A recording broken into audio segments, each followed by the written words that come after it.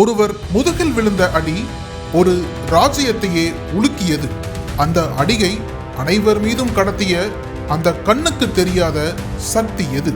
அது பிரபஞ்சத்தையே ஆளும் பரமசிவனின் திருவிளையாடல். குறைந்த விலை, நிறைந்த தரம், தங்கள் தேவைகள் அனைத்தும் ஒரே இடத்தில். ஜெயச்சந்திரன். நலம் காக்கும் ஸ்டாலின். உங்கள் குடும்பத்தின் நலன் அரசின் பொறுப்பு. கட்டணமில்லா மருத்துவ சேவைகள். பழைய நகையை கொடுத்து பை டு 11 monthsல அதே அடைக்கு புது நகையை எடுத்துக்கோங்க. எக்ஸ்ட்ராவா ₹1 தர வேண்டாம். Magic old gold exchange. Madurai மாநகரிலே புயலும் சூறை காற்றுமாய் பெரும் மழை.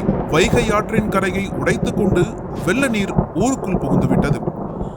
பாண்டிய மாமன்னன் வரகுண பாண்டியனோ வீட்டிற்கு ஒரு ஆண்மகன் உடைந்த கரைகளை அடைக்க வரவேண்டுமென ஆணையிட்டான். ஆற்றங்கரையோரம் ஒரு ஓலை குடிசை. அது புட்டவிற்கும் வந்தி கிழவியின் குடிசை. தினம் தினம் அதிகாலை வைகையில் நீராடி சூரியனை வணங்கி விறகு அடுப்பில் அவித்த புட்டை ஈஸ்வரனுக்கு நெய்வேத்தியம் செய்த பின்புதான் புட்டு விற்க போவாள் சிவபக்தை வந்தி. ஏழை வந்தி யாருமற்ற அனாதை. அவள் எந்த மகனை கரையடைக்க கூலியாளாக அனுப்புவாள்.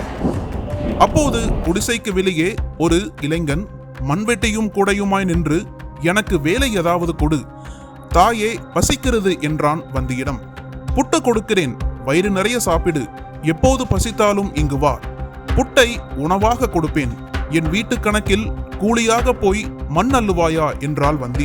வயிறு நிறைய புட்டை சாப்பிட்டு விட்டு நதிக்கரை நோக்கி மண்ணல்ல சென்றான் அந்த இளைஞன். அங்கே ஒரு அரச மரம் உயர்ந்து வளர்ந்து நிழல் பரப்பி குளிர்ந்த காற்றை அவனை நோக்கி வீசி, வா வா, என் நிழலுக்கு வா என அழைத்தது. நிறைய சாப்பிட்ட களைப்பில் தலையில் கட்டியிருந்த துண்டை விரித்து காலை நீட்டி படுத்து தூங்கிவிட்டான் அந்த இளைஞன்.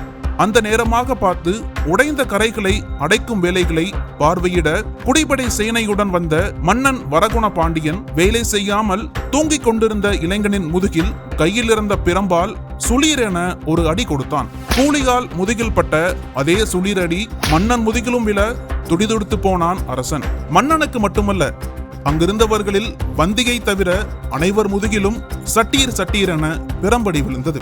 அதிர்ச்சியான மன்னன் பாதுகாவலர்களை பார்த்து, இவன் கூலி அல்ல, மந்திரவாதி, இவனை சிறையில் அடைங்க என சொல்லிவிட்டான். பாதுகாவலர்கள் அவரவர் முதுகில் பட்ட பிரம்படியை தடவியபடி இளைஞனை நோக்கி நெருங்கி வர வர திடீரென சங்கு சிக்கண்டி உடுக்கைகள் முழங்கும் பெரும் ஓசை.